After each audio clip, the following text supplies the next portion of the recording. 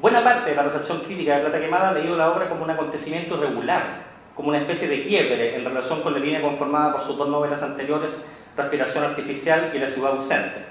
Aunque nunca se ha puesto en duda su calidad literaria, se le atribuye a la obra una condición de quiebre que ha llegado incluso a ser explicada en términos de mercado. Cita: ¿cómo haremos?, se pregunta Daniel Link, para no leer en la última novela de Piglia, el triunfo de la cultura de masas, de las estéticas del arte por el arte degradadas por la publicidad en un grito triunfal y exasperante? Esto expresado por Daniel Link, introduciendo un tema no menor, más aún cuando se trata de una novela que recibió en 1997 un polémico premio Planeta. No obstante, en la siguiente cita de Eva Lynn, vemos sintetizarse de manera mucho más clara las principales razones por las que esta ha sido considerada una novela de quiebre. Cito a Eva Lynn: la novela de Ricardo Piglia, Plata Quemada, parece ser marcadamente diferente en su género, estilo y tema a sus predecesoras, Respiración Artificial y La Ciudad Ausente. Mientras que esos libros han aprendido personajes que discuten cuestiones de filosofía y literatura, Plata Quemada es una verdadera novela criminal, que narra los eventos de un robo que tuvo lugar en la década de 1960 en Buenos Aires y el posterior tiroteo entre policías y ladrones en Montevideo. En lugar de escritores intelectuales, la novela está poblada por policías y ladrones cuya jerga sórdida es bastante diferente del lenguaje utilizado en las novelas anteriores a Piglia. Cierre de la cita. No hay ninguna duda de que Plata Quemada plantea una experiencia de lectura radicalmente distinta a la de sus dos novelas predecesoras, y de que la explicación de esa diferencia radica en que esta es mucho menos intelectual y reflexiva que aquellas. No obstante, no debe olvidarse el hecho de que, considerando la obra de Piglia en su totalidad, esta novela no representa un salto a lo nuevo, sino un regreso a algunas líneas ya esbozadas en su primer libro, por ejemplo, La Invasión. En efecto, el cuento El Joyero, que abre el libro, su primer libro, es el relato de un personaje criminalizado por la sociedad que decide raptar a su hija, a quien la justicia le prohíbe ver. La atmósfera focalizada en el personaje está cargada de paranoia, desquiciamiento y drogas, tal como ocurre con los criminales de Plata Quemada.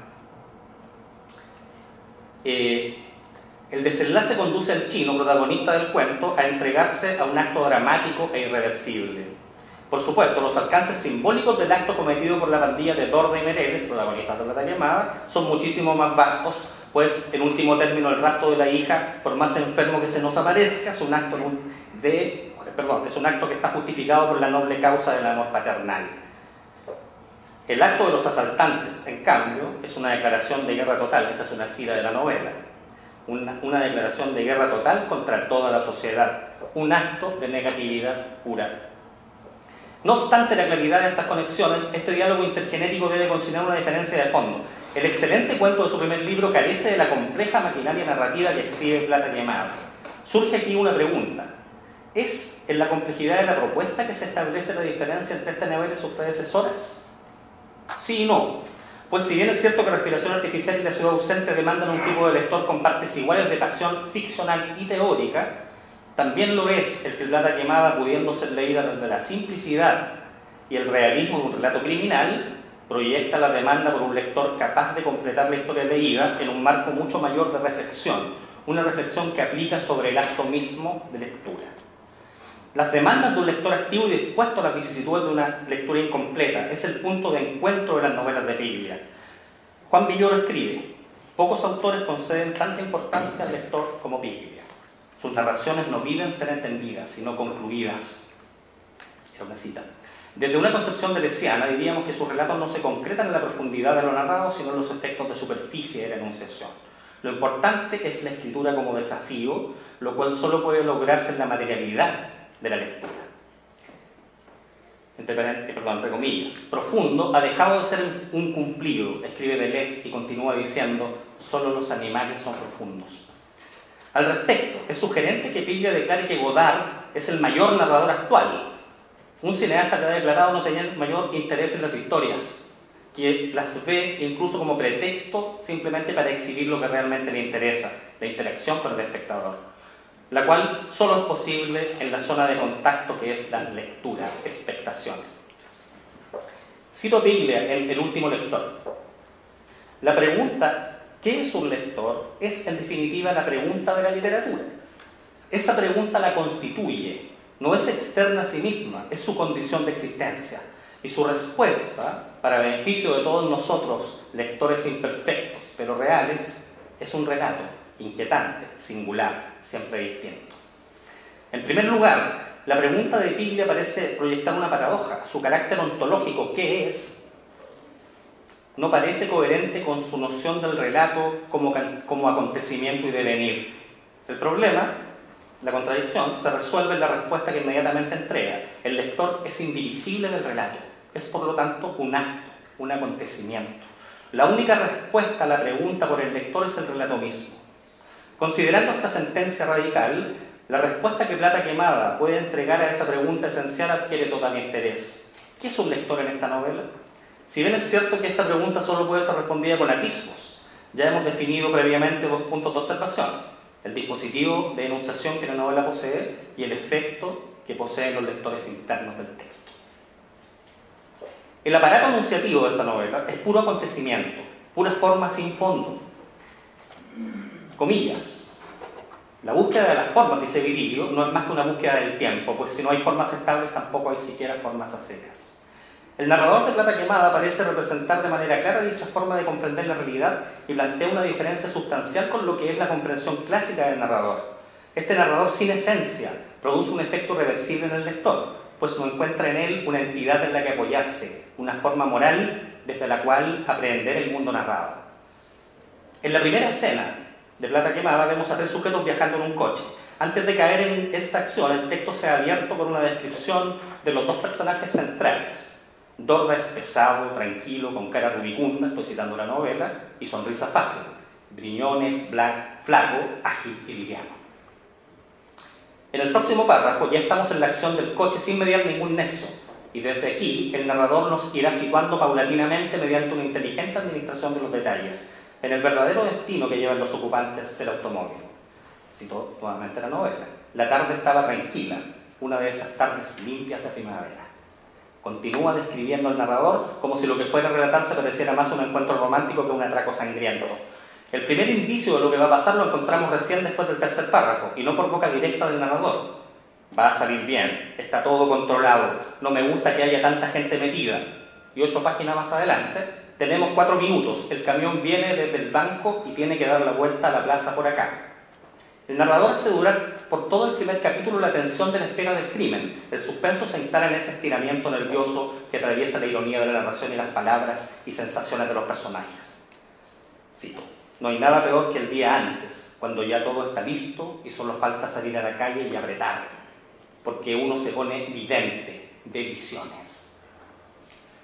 Este primer capítulo, que logra transmitir toda la tensión del preámbulo de un crimen, hace sospechar que podríamos tardar mucho más en la lectura antes de que por fin nos veamos cara a cara con la acción directa del delito.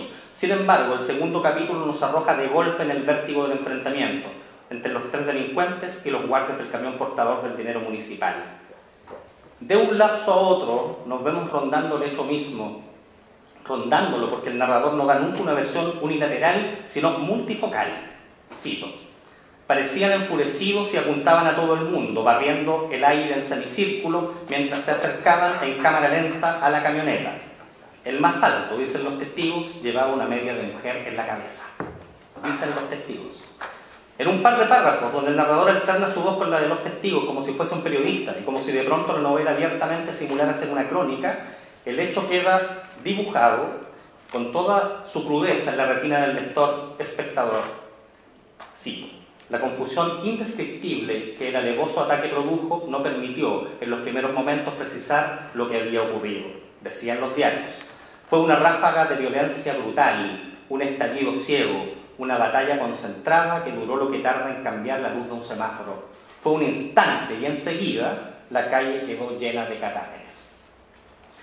El narrador de la novela, principio ordenador aunque vacío de esta red de circulaciones discursivas, se transforma en una especie de autopista de voces. Su impronta no entra en ninguna de las categorías clásicas de narradores, sencillamente porque ha sido construido en base a un principio de movilidad que lo convierte en una manifestación mutable y escurridiza.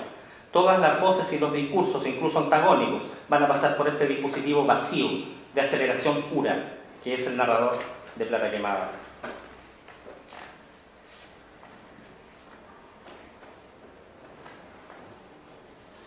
Estoy viendo cómo adelanto un poco, ¿no? porque me acaban de dar la alerta de tiempo.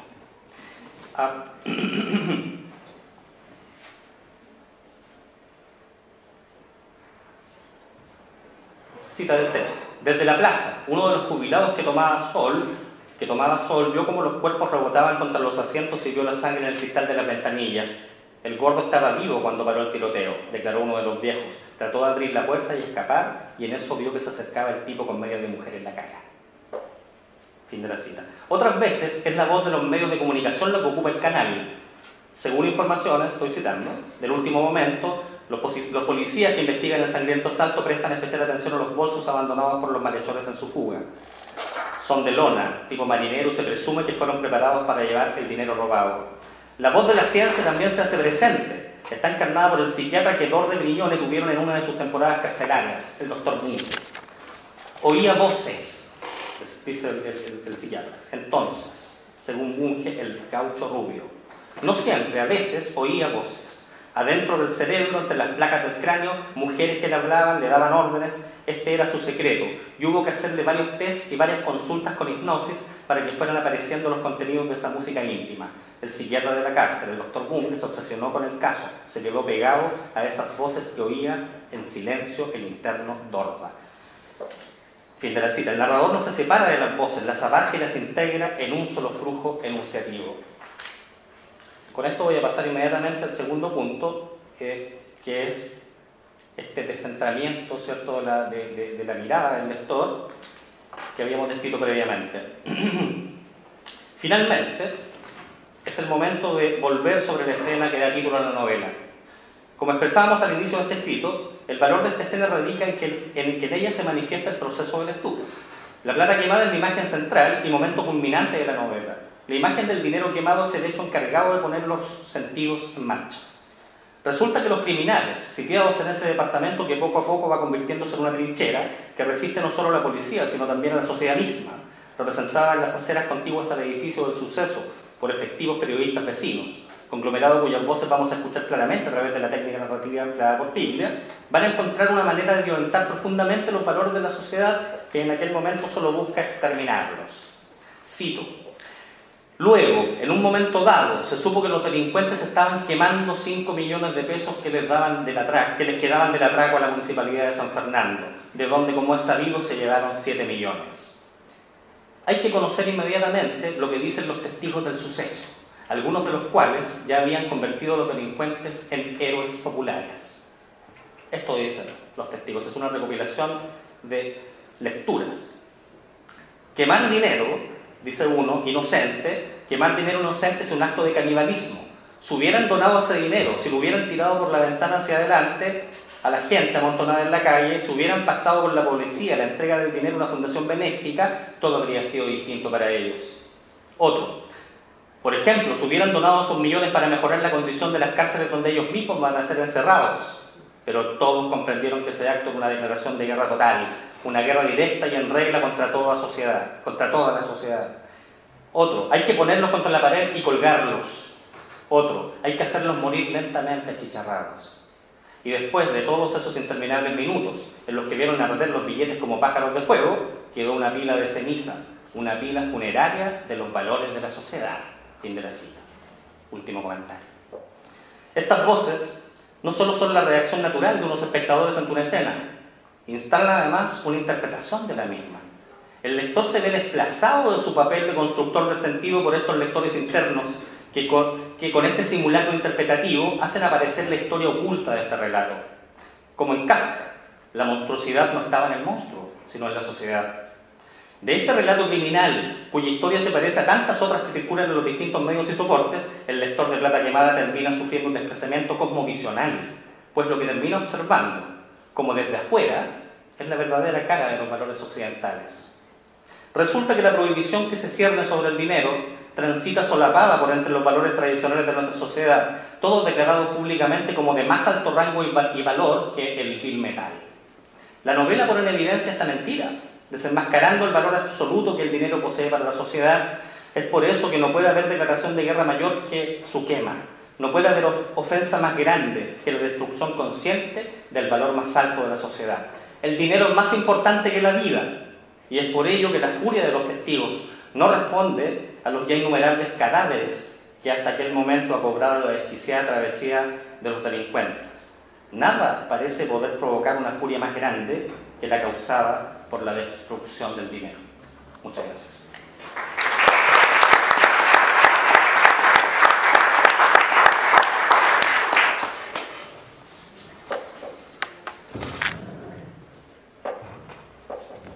Bueno, ahora escuchemos al profesor Mario Rodríguez.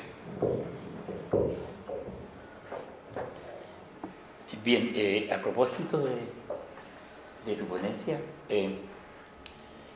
Piglia, en homenaje a Roberto Art, pone una frase en boca de un personaje, Rinaldia, pero en realidad la frase es de Bertolt Brecht en la ópera de 3 centavos. La famosa frase. La famosa frase. ¿Quién es el mayor criminal? ¿El que roba un banco o el que funda un banco? Exacto. Yo creo que todos estaremos de acuerdo que el que funda un banco es más ladrón que el que tiene relación, diríamos, con él. Absolutamente. Con lo leído. Bueno, yo voy a hablar, bueno, después de lo que dijo Nielsen, el canto quedó muy dinamitado. Voy a hablar de un detalle, en realidad. Él habla del pedagógico en Parra. ¿De dónde proviene este detalle? Proviene el tercer párrafo dice: la jerga del pedagógico. Claro, los pedagógicos hablan en endecasílabos. Parra no dice los pedagogos, dice los pedagógicos hablan en endecasílabos. ¿Dónde pronuncia esta frase Parra? En un texto que se llama Conversaciones con Nicanor Parra, que había permanecido inédito y que fue publicado por el Banco del Estado en el 2016. Son las conversaciones que tuvo Parra con René de Costa, un crítico y profesor que dirigía cuando invitó a Parra en 1987 al Centro de Estudios Latinoamericanos que dirigía la Universidad de Chicago, y mantuvo un largo diálogo con Parra. En ese diálogo apareció esta frase: la jerga del pedagógico. Claro, los pedagógicos hablan en endecasílabos. Entonces me pareció una frase realmente enigmática, y el contexto no es mayor que este, no es mayor que este. Y lo que me impulsó a tratar de escribir algo sobre el punto es que yo fui alumno del pedagógico. Fui alumno del pedagógico de la Universidad de Chile, instituto que estaba ubicado en Macul en la época que yo estudiaba. Anteriormente había funcionado en la calle Canning. Por ahí pasó Neruda, ¿no es cierto? Pero por acá pasó Tellier, que estudió en el pedagógico. La Fourcade, que estuvo en el pedagógico. Entonces me acordé de este pedagógico de los años 60, y pensé entonces qué quería decir Parra con esta frase. Ahora, en realidad la frase tiene relación con algunas reflexiones de Parra sobre el endecasílabo. Ahora, yo diría, ¿qué pasa con el endecasílabo? Porque el endecasílabo es el verso de la clase media. Fíjate, está conversando con René de Costa, fíjate que pasamos ahora a una consideración sociológica. Es decir, el endecasílabo, el verso de 11 sílabas, según Parra, es el verso de la clase media. De la clase media. Entonces, yo inmediatamente pensé, ¿y la poesía de Parra tendrá esta conexión con la clase media? expresará, diríamos, de alguno u otro modo, ¿no es cierto?, esta relación con la clase media. Y enseguida añade lo siguiente: la manera natural, popular, es el octosílabo. La manera natural y popular es el octosílabo, es decir, el verso de 8 sílabas. Y para la clase media, para la universidad, para el común de los mortales de gente instruida, es el endecasílabo. Y viene la frase: la jerga del pedagógico, claro, los pedagógicos hablan en endecasílabo. Entonces, hay aquí una, digamos, una proposición, ¿eh?, que es como sociopoética, porque basándose en el metro mismo, Parra afirma que el octosílabo es un metro popular, es un metro popular, mientras el endecasílabo sería un metro más bien, ¿no es cierto?, culto, un metro. Y de aquí hace una suerte de historia del endecasílabo. Resulta que el endecasílabo es el resultado, la suma, no la suma, es decir, en la media entre dos versos que en la Edad Media, desde la Edad Media adelante, tuvieron un gran desarrollo. El alejandrino,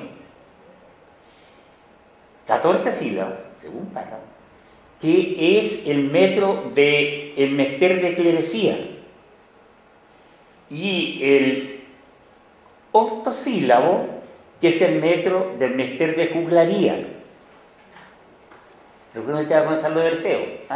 Él habla en román paladino, en el cual suele el pueblo hablar con su vecino. Ese es Gonzalo de Berceo. Mientras, ¿no es cierto?, que el endecasílabo, ustedes saben que, bueno, llegó a España proveniente de Italia, es un metro fecho al itálico modo, cultivado por Garcilaso, el dulce aventar de 2 pastores, salicio y nemoroso juntamente. Ahí son los endecasílabos famosos. Bueno, Parra le añade a estos endecasílabos del dulce lamentar de 2 pastores, salicio y nemoroso juntamente, un verso, un enunciado antipoético: esto me pasa por imbécil. Es un rompimiento absoluto con el dulce lamentar de 2 pastores. Ahora, 14 versos tiene el alejandrino, 8 el octosílabo, entonces suman 22. Si uno lo parece por la mitad, salen 11, que son los 11 versos del endecasílabo. Ahora, Parra, reflexionando sobre este punto, dice que el Quijote está escrito en versos y oscila entre los endecasílabos y los octosílabos. Que los octosílabos pertenecen a la parte, ¿no es cierto?, al lenguaje de Sancho Panza. Recuerden ustedes que el Quijote comienza en un lugar de la Mancha, ¿eh? En un lugar de la Mancha, ya. Comienza con un octosílabo y sigue con un endecasílabo. Es decir, que desde el comienzo está presente Sancho Panza, según Parra, ¿eh?, y el Quijote. El Quijote habla en endecasílabos, es un caballero. Sancho Panza, ¿no es cierto?, que es un personaje popular, habla en octosílabos. De manera que desde el comienzo el Quijote estaría escrito en versos, octosílabos y endecasílabos. Ahora, el mismo Parra reconoce lo siguiente, ¿eh? Lo que yo he anticipado es lo siguiente: que el endecasílabo a lo mejor es una estructura psicológica X, pero lo que estoy diciendo es muy bajo. En realidad es bastante vago, es bastante vago decir que el endecasílabo a lo mejor es una estructura psicológica. Antes era una estructura sociológica, ahora pasa a ser una estructura psicológica. Y ahí entonces recurría a mis recuerdos de alumnos del pedagógico de la década del 60. Bueno, el pedagógico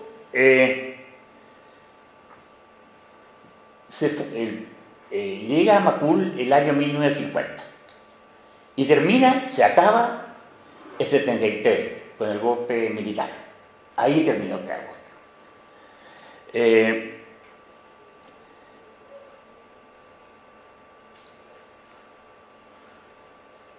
Creo que esta frase de Parra, de que el endecasílabo es el metro en que hablaban los pedagógicos, corresponde a una época pedagógica, corresponde a la época en que yo estudié ahí, que es la época del 60 hasta 68, porque el 68 con la reforma universitaria cambia absolutamente el perfil del pedagógico.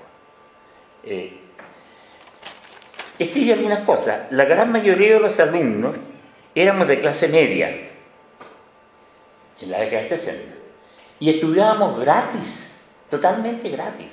Bueno, debo reconocer que éramos muy pocos, o sea, el pedagógico tendría unos 2.000 alumnos. Bueno, ahora el pedagógico tiene como, es decir, lo que fue el pedagógico de unos 20.000 alumnos. Y lo único que pagábamos era, en moneda de hoy, 10.000 pesos anuales, menos de 1.000 pesos por mes.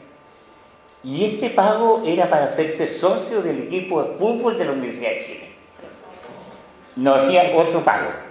Todos pagábamos gustosos, 1.000 pesos, y uno asistía gratis al estadio. Creo que el habla que predominaba en el pedagógico era un habla medio alta, en realidad. ¿Por qué? Porque el ambiente académico y estudiantil del pedagógico apuntaba a ese nivel. La mayoría de nosotros se pensaba a sí mismo como escritores en ciernes. Habíamos estudiado pedagogía porque queríamos ser escritores. Bueno, muchos lo fueron, entre ellos Teillier. Y nosotros pensábamos ser críticos. Entonces, había este tipo de lenguaje que medio alto, que hoy día en la universidad no se ve de ninguna manera. Este lenguaje correspondía a alumnos que en aquella época todos usábamos corbata. Imagínense, alumnos con corbata. Y claro, era un habla de alumnos de clase media, ¿no es cierto?, que tenían entre sus normas el usar corbata. Pero el año 1968, como digo, todo cambió, pues la reforma universitaria. No solo volaron las corbatas, volaron para siempre, sino que la reforma aventó esa habla de clase media, la aventó y la desplazó por el habla de una clase emergente que estaba llegando a la universidad, y que empleaba sin duda otro tipo de lenguaje, de manera que la frase de Parra del habla del pedagógico, yo entiendo que tiene que referirse al pedagógico como en que él estuvo del año 50 hasta el 68. Después cambió totalmente. Y ya después del 73, en realidad el habla ya, ¿no es cierto?, fue una habla del miedo, es verdad. No podríamos hablar de habla emergente, ni popular, por eso entonces lo que dice Parra solo funciona propiamente tal en esa década. Ahora, en poemas y antepoemas predominan la llamada primera parte, predominan los endecasílabos, no cabe duda. Poemas como Defensa del árbol, Pregunta a la hora del té, Hay un día feliz, Es olvido, Se canta al mar, están, ¿no es cierto?, escritos en decasílabos. Y algunos en decasílabos, el mismo Parra reconoce bastante machacones, ¿eh? Pero es diríamos, el método que predomina. Esta primera parte contiene, según Parra, poemas neorrománticos y postmodernistas, pero en la segunda parte vienen poemas expresionistas y en la tercera los llamados antipoemas.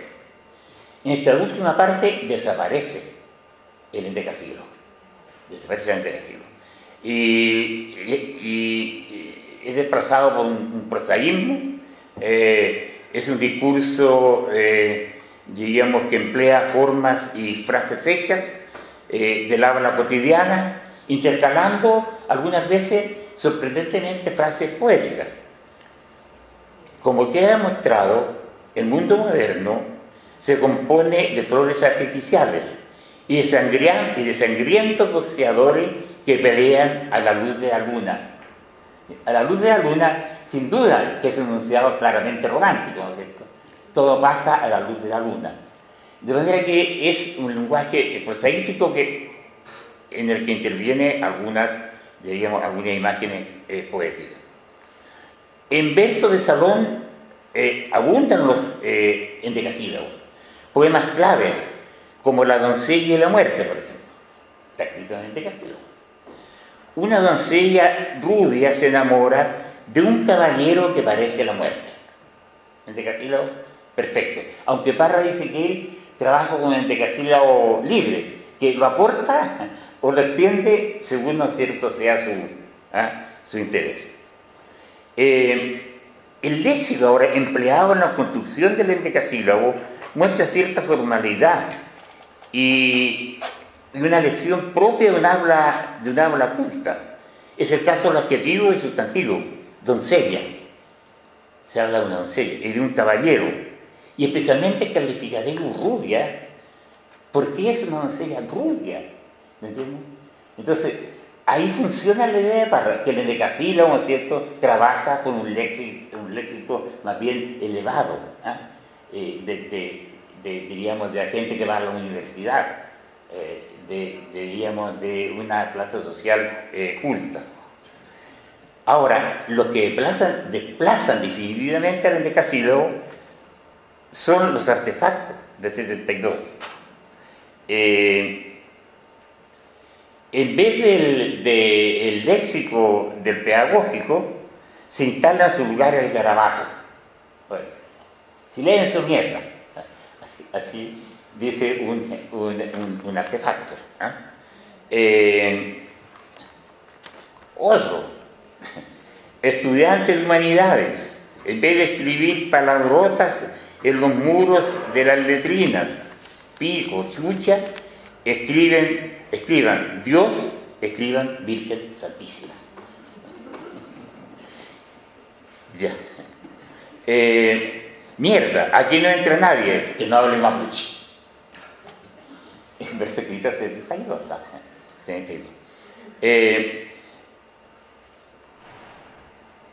Es decir, este tipo de lenguaje se inscribe en lo que el mismo Parra ha dicho, en la idea de escribir como se habla.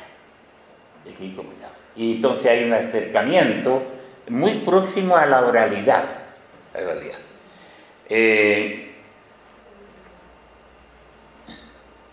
Ahora, que Parra diga los pedagógicos y no los pedagogos, tiene su importancia, porque al hablar de los pedagógicos apunta como a un habla institucional. Es el habla, ¿no es cierto?, de un territorio verbal, que se llama instituto pedagógico. Entonces, los que estudiamos ahí no aprendíamos ciencia, ni literatura, ni matemática. Lo que aprendíamos fundamentalmente era un lenguaje, un modo de hablar.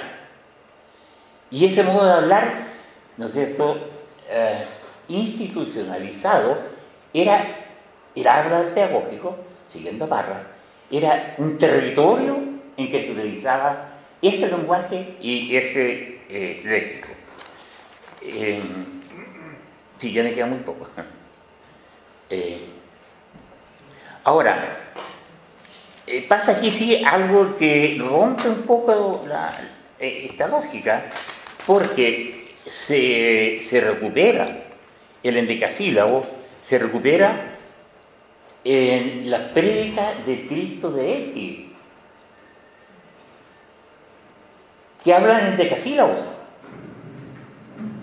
Y el Cristo de X es un predicador de la plaza pública, ya eso no es el habla teológico, ¿no? Entonces se empiezan a establecer conexiones, y uno dice, si los predicadores hablan en decasílabos, los pedagógicos, ¿no seríamos también predicadores? ¿No habría aquí una prédica, diríamos, mundanizada, secularizada, pero al final, ¿no es cierto?, no predicaríamos? Y de ahí, con cierto atrevimiento, doy otro salto. Y Parra no es un predicador. Al fin de cuentas, ¿eh? Si uno examina estas conexiones, pues, ¿no es cierto?, podemos llegar a la conclusión que Parra también predica, aunque manipula la prédica. Y por último, estos son esbozos, hay que estudiar esto porque todo es muy vago, es muy vago. Y por último, hay una cuestión más compleja. En realidad, los postestructuralistas, al referirse al lenguaje, dicen que, bueno, lo que se hablaba en la mañana sobre el carácter creíble del lenguaje, sobre el lenguaje dice la verdad o no dice la verdad. Bueno, los postestructuralistas opinan que el lenguaje está formado por consignas, fundamentalmente. El lenguaje lo que hace es dar órdenes. Como profesor, yo no estoy informando a mis alumnos, le estoy dando órdenes en el fondo a mis alumnos, mandatos al alumno. ¿Y qué es lo que son también los, diríamos gramaticalmente, algunas marcas gramaticales? Son también mandatos. Todas las palabras de Google le llevan acento, mandato, ¿no es verdad? Entonces el profesor, antes que informar, está hablando con consigna. Veredictos, dice Kafka. Veredictos. El lenguaje funciona con veredictos. Por ejemplo, los poetas bajaron del Olimpo. ¿Qué es eso? No es una consigna. Los poetas bajaron del Olimpo. Yo sé que Parra juega con las consignas, no cabe duda, pero, diríamos, trabaja con ellas. Resultado final, entonces, los pedagógicos, los predicadores y el antipoeta, al final, ¿no es cierto?, se encuentran en las consignas, en los veredictos de que habla Kafka. No sé si tengo tiempo de leer un poema. Claro. ¿Te entiendes? Por supuesto. Mire, quiero leer un poema escrito en endecasílabos y en realidad hay consigna en este texto también, ¿no? Y muestra cómo Parra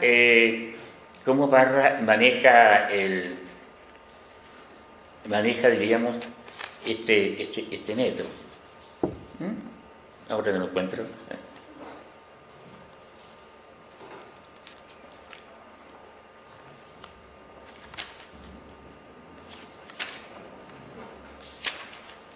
Se canta al mar. Nada podrá apartar de mi memoria la luz de aquella misteriosa lámpara, ni el resultado que en mis ojos tuvo, ni la impresión que me dejó en el alma. En decasílabo. Pero se dan cuenta ustedes que son como sentencias, son sentencias que se van desarrollando. Creo que ni la muerte ha de borrarla. Voy a explicarme aquí, si me permiten. Por aquel tiempo yo no comprendía francamente ni cómo me llamaba. No había escrito aún mi primer verso, ni derramado mi primera lágrima. Era mi corazón ni más ni menos que el olvidado kiosco de una plaza. Más sucedió que cierta vez mi padre fue desterrado al sur, a la lejana isla de Chiloé, donde el invierno es como una ciudad abandonada. Partí con él y sin pensar llegamos a Puerto Montt una mañana clara. Siempre había vivido mi familia en el Valle Central, en la montaña, de manera que nunca ni por pienso se conversó del mar en nuestra casa. Sobre este punto yo sabía apenas lo que en la escuela pública enseñaban y una que otra cuestión de contrabando de la carta de amor de mis hermanas. Descendimos del tren entre banderas y una solemne fiesta de campana cuando mi padre me cogió de un brazo y volviendo los ojos a la blanca, libre y eterna espuma que a lo lejos hacia un país sin nombre navegaba, como quien reza una oración, me dijo, con voz que tengo en el oído intacta: este es, muchacho, el mar sereno. El mar que daña de cristal la patria. No sé decir por qué, pero es el caso que una fuerza mayor me llenó el alma, y sin medir ni sospechar siquiera la magnitud real de mi campaña, eché a correr sin orden ni concierto, como desesperado hacia la playa. Y en un instante memorable estuve frente a este gran señor de las batallas. Entonces fue cuando extendí los brazos sobre el haz ondulante de las aguas, rígido el cuerpo, las pupilas fijas, en la verdad sin fin de la distancia, sin que mi ser se moviese ni un cabello, como la sombra azul de las estatuas. ¿Cuánto tiempo duró nuestro saludo? No podría decirlo a las palabras. Solo debo agregar que en aquel día nació en mi mente la inquietud y el ansia de hacer en verso lo que en ola y ola Dios a mi vista sin cesar creaba. Desde ese entonces data la ferviente y abrazadora sed que me arrebata, es que en verdad de que existe el mundo, la voz del mar en mi persona estaba. Un hermoso poema escrito en estos endecasílabos, pero lleno de sentencias. A eso me quería referir. Y ahí sí que él habla de los pedagogos, y hay como una prédica sobre el mar en el fondo. Se predica sobre el mar. Bueno, es lo que quería decirle. Gracias.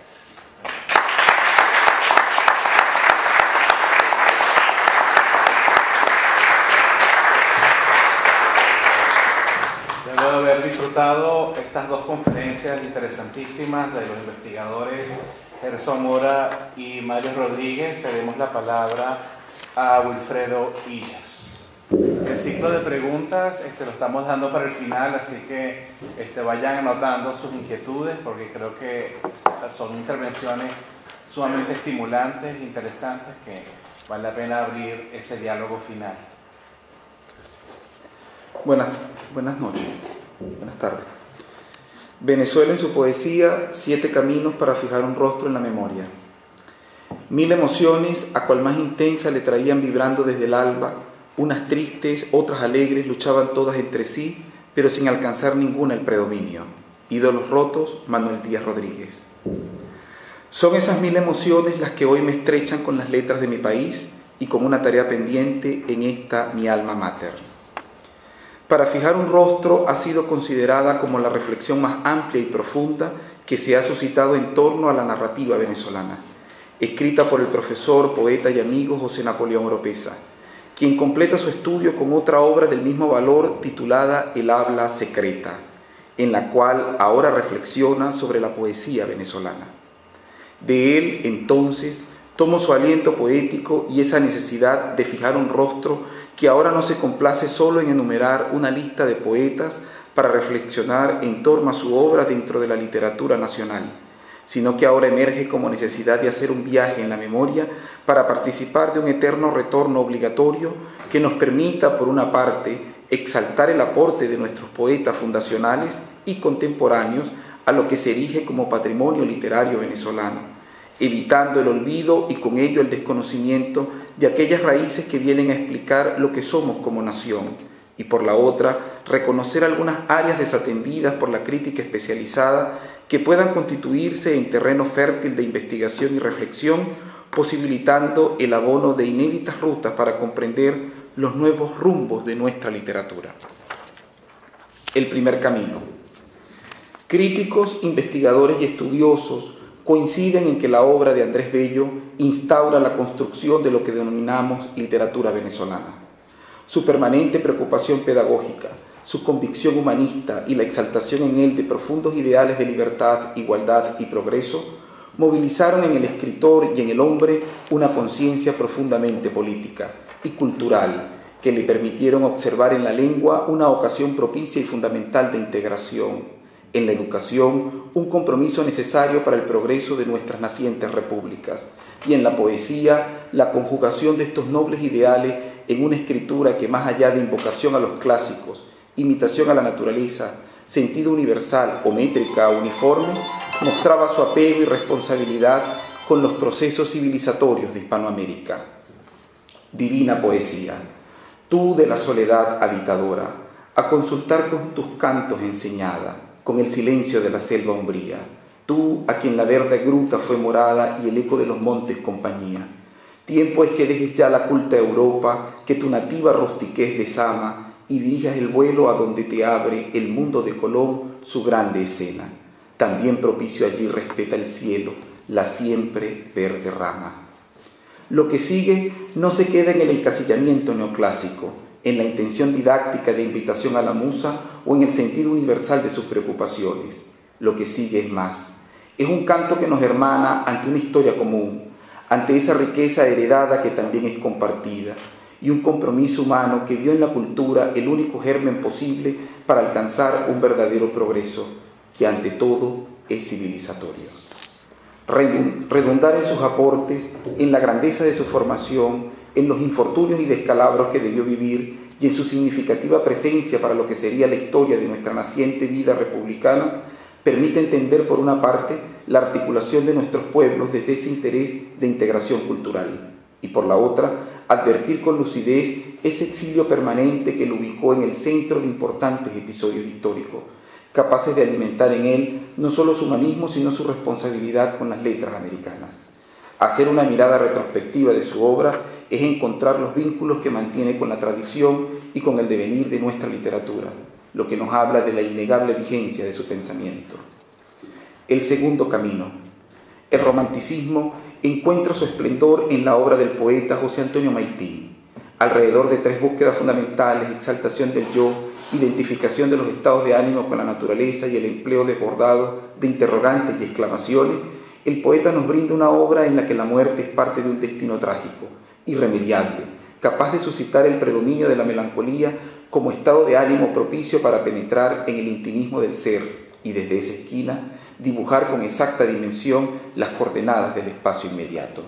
Su obra cumbre, Canto fúnebre, permite, además de examinar los rasgos emblemáticos del romanticismo literario, impulsar una elegía quejumbrosa, desplazada en ese paisaje cotidiano que se ve sacudido por sus dolores, pasiones y preocupaciones. Te fuiste sin saber que te sentía, te fuiste sin saber que te lloraba. No pude darte esta última alegría y tú ni este consuelo le pudiste dejar al que te amaba. Si yo quedaba aquí, ¿por qué partiste? ¿Por qué ese amargo cáliz de infortunio? Hacerme saborear con tal exceso. ¿Por qué morir del modo que moriste? ¿Por qué no recibir mi último beso? ¿Por qué dejarme en soledad tan triste? Mi Dios, ¿cómo fue eso? Exilio, muerte, soledad, ruina, historia espiritual y diario vivir son en conjunto los elementos con los que el poeta no solo construye un mundo de pesadumbre, desconsuelo e inquietante preocupación existencial. Son además las pistas con las que la obra progresivamente devela un sentir, una pena, un alma romántica, sobre todo un paisaje que es ante todo humano, un tránsito por esa comarca íntima en que se desnudan los sentidos para luchar con esas tinieblas que siempre envuelven la realidad humana.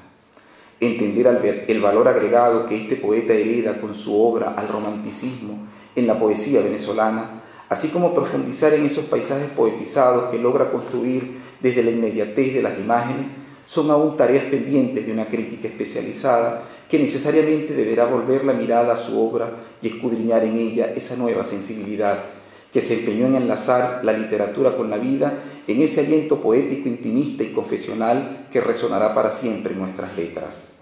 El tercer camino. En la transición romanticismo-modernismo destaca la figura de Juan Antonio Pérez Bonalde. Para algunos críticos es la máxima figura del romanticismo. Sin embargo, otros destacan en su obra un amplio sentido visionario y adelantado que lo ubicaría en el surgimiento de la corriente modernista venezolana. Su tono melancólico obedece a largos periodos de exilio, a la frustración ante un proyecto de país que nunca pudo ver materializado por la agitación política, las permanentes guerras y el predominio del caudillismo, y sobre todo a diversos golpes dolorosos que le ocasionó la muerte de sus afectos familiares.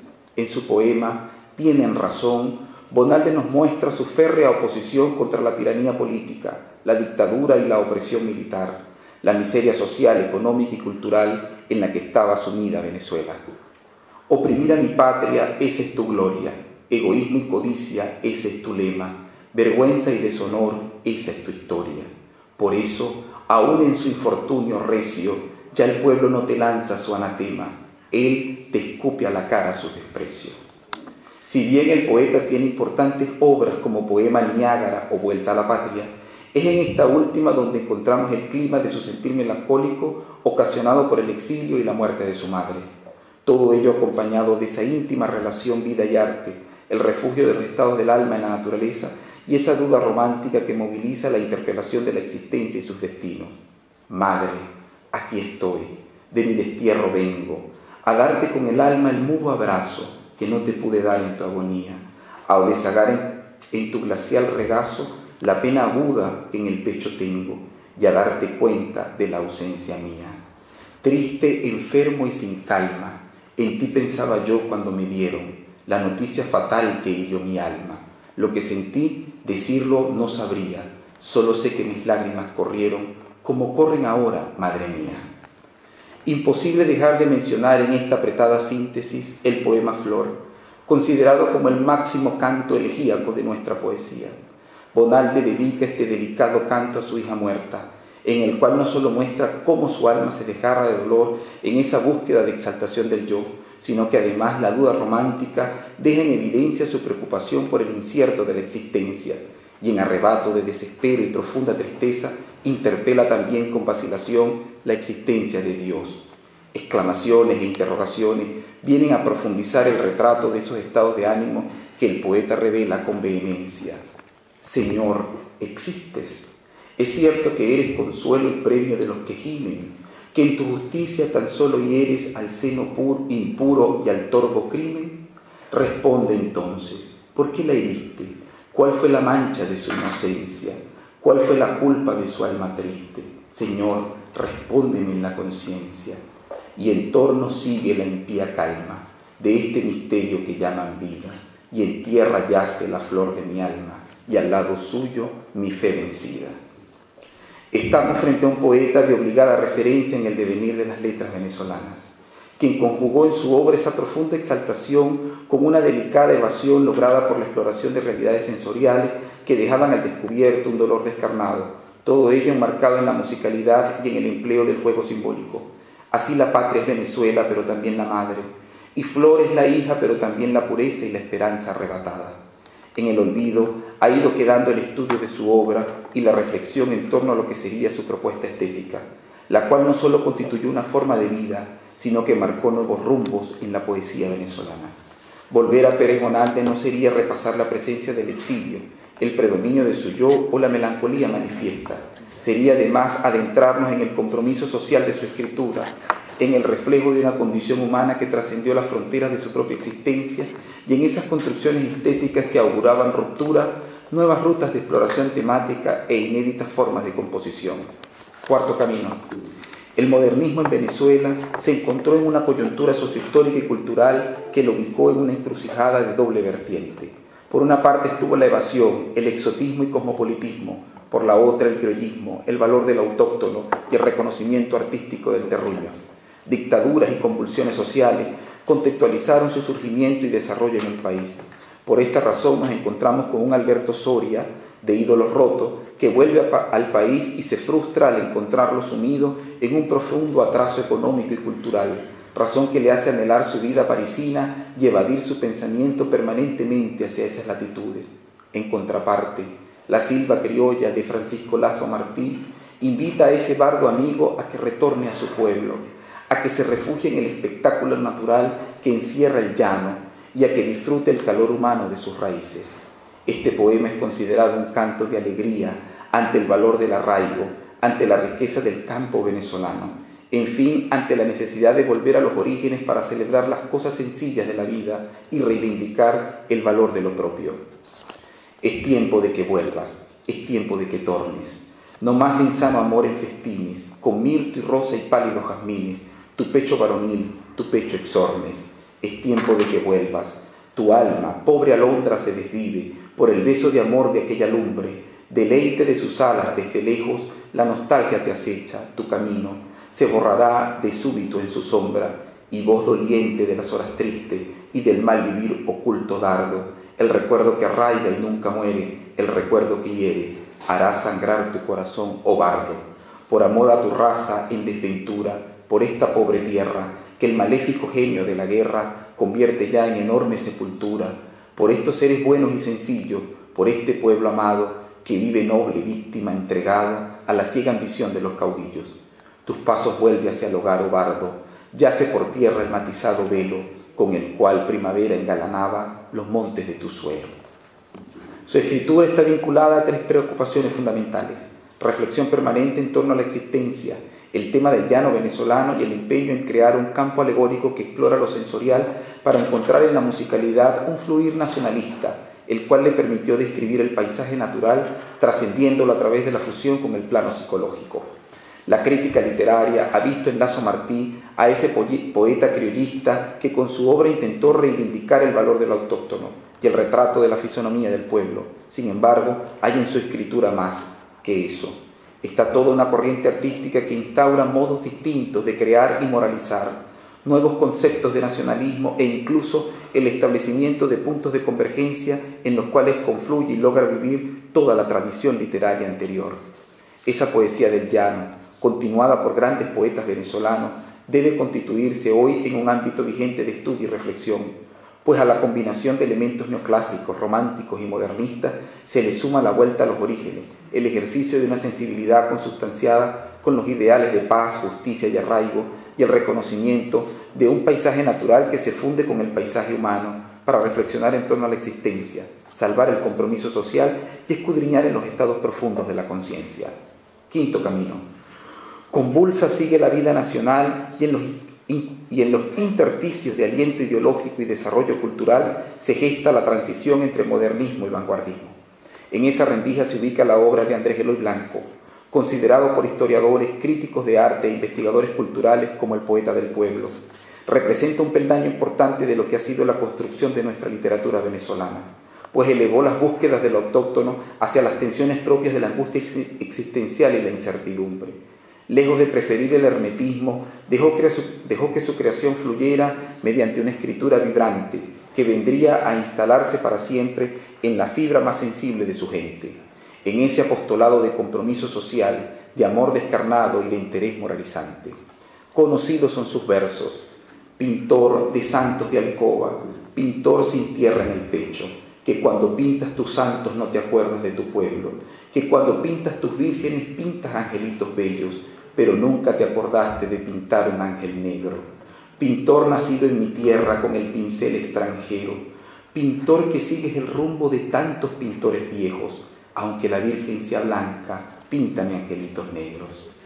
El exilio, la participación política, el desgarro ante la ausencia y los avatares de una vida golpeada por los infortunios de las circunstancias, encontraron un lugar en su obra que a ratos era un canto genuino de ese intimismo confesional y a ratos era el canto de todo un país que encuentra en sus versos el reflejo más auténtico de su sentir. Madre, esta noche se nos muere un año. En esta ciudad grande todos están de fiesta. Zambombas, serenatas, gritos. Ah, cómo gritan. Claro, como todos tienen su madre cerca. Yo estoy tan solo, madre, tan solo, pero miento, que ojalá lo estuviera. Estoy con tu recuerdo, y el recuerdo es un año pasado que se queda. Madre, esta noche se nos muere un año. Todos estos señores tienen su madre cerca, y al lado mío mi tristeza muda tiene el dolor de una muchacha muerta. y vino toda la acidez del mundo a destilar sus 12 gotas trémulas, cuando cayeron sobre mi silencio las 12 uvas de la noche vieja. Su pueblo entero forma parte de esos hijos infinitos. Su legado literario se mezcló con la cotidianidad de un país que se reconoce en su pluma, que se encuentra en las calles de sus creaciones. Cuando se tiene un hijo, se tiene al hijo de la casa y al de la calle entera. Se tiene al que cabalga en el cuadril de la mendiga y al del coche que empuja a la institutriz inglesa, y al niño gringo que carga la criolla, y al niño blanco que carga la negra, y al niño indio que carga la India, y al niño negro que carga la tierra. Cuando se tiene un hijo, se tienen tantos niños que la calle se llena, y la plaza y el puente y el mercado y la iglesia. Y es nuestro cualquier niño cuando cruza la calle y el coche lo atropella, y cuando se asoma al balcón y cuando se arrima a la alberca. Y cuando un niño grita no sabemos si lo nuestro es el grito o es el niño. Si le sangran y se queja, por el momento no sabríamos si el ay es suyo o si la sangre es nuestra. Si bien es cierto que la crítica especializada no ha desatendido su obra, nos queda aún seguir leyendo sus creaciones y su herencia para leer en ellas al país y encontrar en sus paisajes su esencia cultural, pero sobre todo para reconocer en su estilo fresco y contestatario los vínculos de una estética que no solo logra convivir con la vanguardia, sino fundirse en todos los marcos artísticos e ideológicos que han ido germinando y por ende definiendo el devenir de la literatura contemporánea venezolana. Su escritura representó un quiebre no solo temático y literario, también lo fue ideológico y cultural. Aún hoy nos cuesta entender las complejidades de esa aparente sencillez, la emergencia de nuevas formas que movilizan una ruptura con la tradición y la fascinación con la que su obra, sin formar parte de cánones académicos oficiales, ha logrado calar en la gente, en la cultura, en la historia y en ese lugar de referencia obligatoria para todo aquel que intente comprender el panorama actual de la poesía venezolana. El tiempo se acabó y me voy al último camino. Gracias. Este es el camino que nos lleva a un posible punto de llegada, es decir, al terreno de las inconclusiones. Primero, es necesario volver la mirada, el estudio y la reflexión hacia estos escritores y otros tantos cuyo aporte y propuesta estética siguen pendientes por descubrir. Leer en la distancia la obra de nuestros escritores fundacionales es alcanzar la única posibilidad válida para entender los rumbos y desafíos que explican el desarrollo de nuestra literatura venezolana. Estos nombres no son solo referencias obligatorias de una lista más amplia, compuesta por hombres y mujeres que con su pluma enriquecieron y continúan cultivando el terreno fértil de nuestra poesía. Con ellos también la crítica especializada está en deuda. Se observa en todos estos escritores y en buena parte de poetas venezolanos la constante de 5 vertientes temáticas: exilio, intimismo melancólico, angustia existencial, intención moralizante y militancia social. Todo ello visto en un amplio horizonte político y cultural que viene a estrechar 2 entidades en correspondencia: patria y poesía. Estas temáticas, más que cegarnos ante encasillamientos innecesarios, deben propiciar la reflexión ante el encuentro con otras literaturas, la relación de circunstancias sociohistóricas y culturales que contextualizan la creación y con ese retorno necesario en el cual lo recurrente se constituye en instancia válida para continuar leyendo y explorando la obra de nuestros escritores venezolanos, a fin de fijar un rostro en la memoria y así mirar desde diversas perspectivas el amplio mapa de la literatura nacional dentro de un tapiz mayor representado por la literatura latinoamericana. Muchas gracias.